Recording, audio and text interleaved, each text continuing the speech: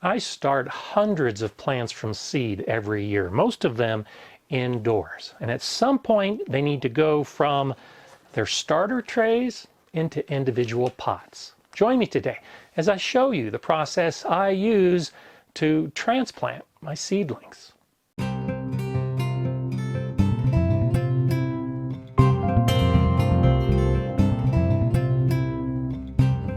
Hi, I'm Gardener Scott, and the first step in this process is to recognize when the seedlings are ready to transplant. And sometimes that may actually be the most difficult part because the rest is pretty easy. All of these trays were filled with seed starter mix. I sowed the seeds, they germinated, and now they're beginning to grow. The seed starter mix lacks nutrition for the growing plants. An individual seed has everything that the plant needs to begin growing, but for these seedlings to emerge into full-size plants, they need nutrition. So now I'm potting up or potting on or transplanting these young seedlings into bigger pots. And the plants themselves will give you an idea of when to do that. The key is to look at the leaves. The shape of the leaves and the number of the leaves. As I look at these beautiful small tomato plants, I count 2 leaves on pretty much every plant. 2 here, 2 here, 2 here. Those are the cotyledon leaves. Those are the very first leaves to emerge from the seed.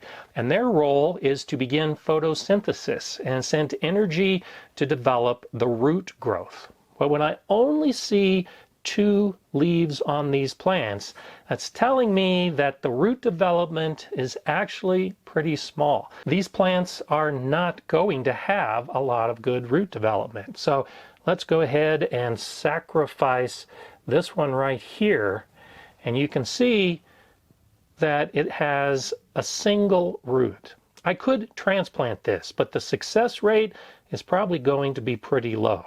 I want to wait until more leaves are on the plant, till the true leaves begin growing. I can see that development pretty well on these basil plants. The very first 2 cotyledon leaves and then the true leaves begin to develop. And on most plants, you'll actually see that the shape and the size of those first leaves are different. These tiny leaves right here look like basil leaves. So this is telling me that the true leaves are beginning to develop, and it's at this point that I can begin thinking about transplanting the seedlings. I'll be potting up some of these perennial plants today. These are flowers and native plants that I started from seed. These are some that I did cold stratification on. So the seeds were actually in my refrigerator for a couple months, and then I germinated them, and I had great germination. As I look at these leaves, I see that they're ready to go into a bigger pot. The coreopsis and the penstemon, for some of these, actually have 2 sets of true leaves that have started to develop. As you look at some of these, like this pearly everlasting, a much smaller plant, but looking closely at it, I can see a second set of leaves developing. You can't always rely on the size of the plant. This common milkweed has some that are developing a second set of leaves, but this one back here that's actually pretty tall just has the cotyledon leaves. So I'm going to have to leave this one a little bit longer before I pot it up. It really doesn't matter if the seedlings are vegetables going into the vegetable garden or flowers going into a flower bed. The concepts are still the same. You want that true leaf development. Now, these 72 cell flats have pretty little space for that root development. So the roots can take over pretty quick if you wait too long.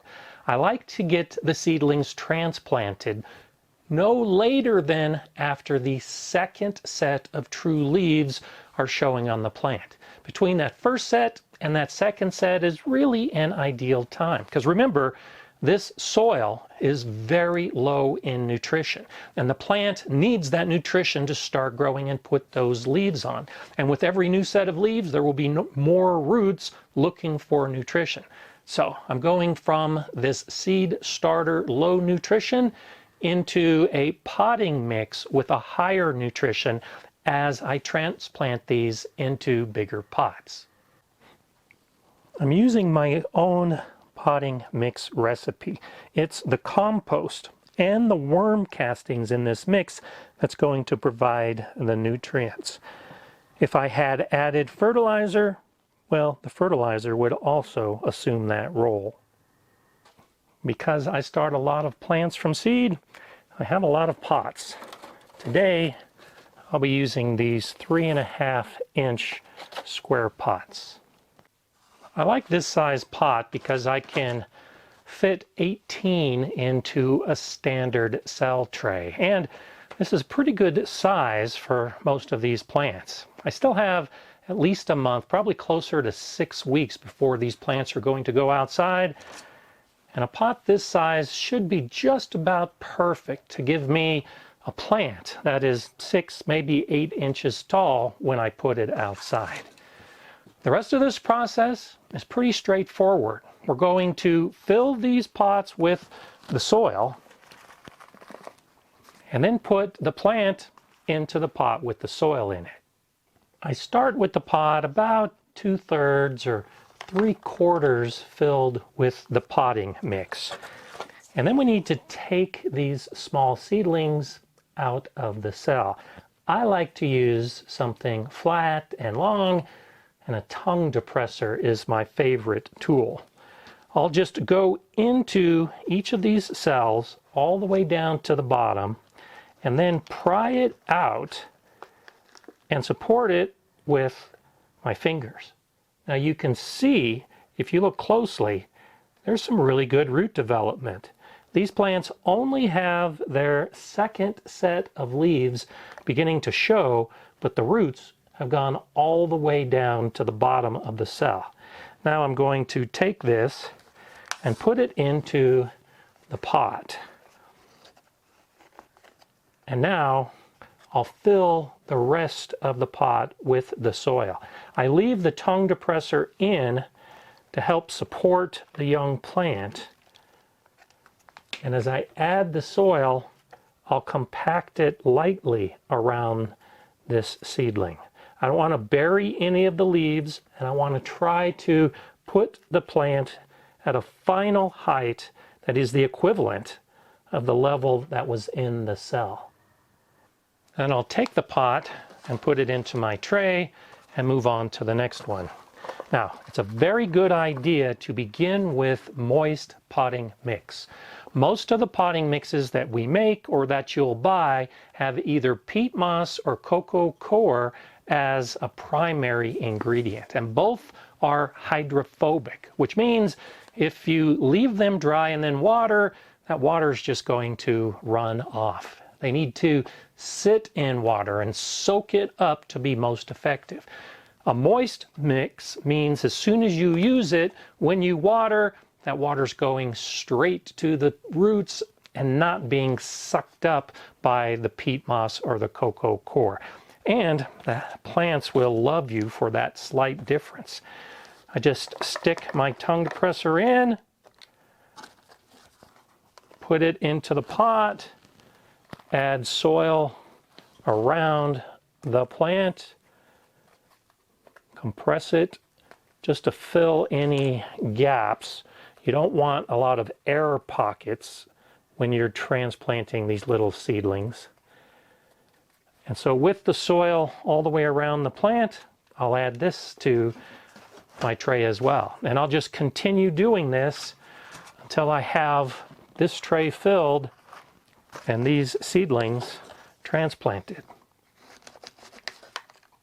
And so with this coreopsis potted up, now it's time for the next very important step. You need to label your plants, especially if you have a mixed tray of plants. You need to know what they are when you put them out into your garden.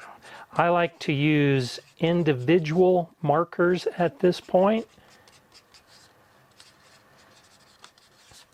And I'll make one for every single one of these pots. So with the plant tags made, I can put them into the pot. Now, these are going to be the final plant tag for these plants. So I'm using plastic and a garden marker that won't fade in the sun. There are a lot of permanent markers that will fade in the sun. So think about that as far as how long these plant tags will be able to identify the plant. If you're just going to need a short-term marker, well, you can get by with little pieces of wood or popsicle stick, because those too will fade or bleed after getting wet in the garden. Really doesn't matter what you use as long as you can identify the plants that you just potted up. And once the plants are in their pots and labeled, now it's time to give their initial watering. I'll water around the edges to try to get this potting mix to begin settling. I want to try to avoid pouring the water directly on the plants because these are tender plants and I don't want to crush any of the leaves or cause them to fall over as part of the watering process. I just want to allow the mix to settle and fill in any air pockets that might have developed that I wasn't able to compress out. Because the potting mix was moist and because each of these individual plant cells were moist, I don't have to worry too much about this watering being life-saving.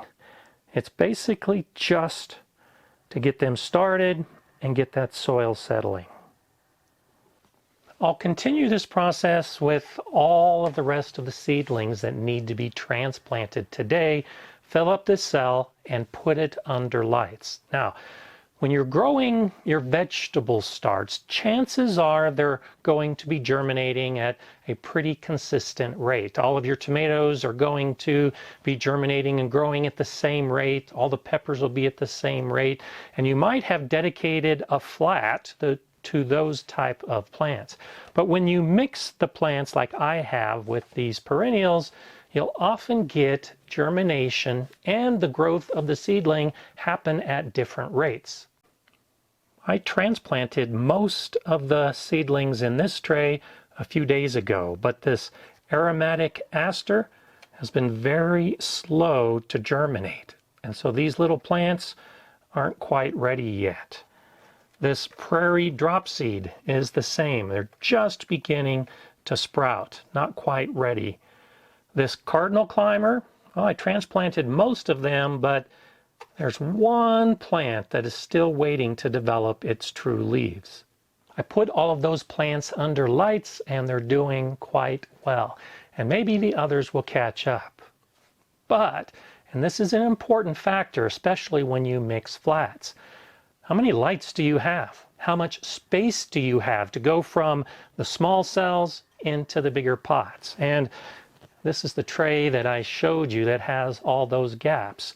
I'm going to have to put some of these trays under some of these lights. So if I don't get germination happening quick enough, or maybe some of the plants in the cell just aren't big enough yet, I might have to sacrifice those just because the light space is more important than a handful of plants at this point. And I have quite a few lights, but I have limited amount of space once I get all of these put into the bigger pots. You can imagine what I mean looking at these peppers. I'm going to be potting up a little more than 50 pots of peppers. Those 50 pots are definitely going to need more space than these little seedlings have right now.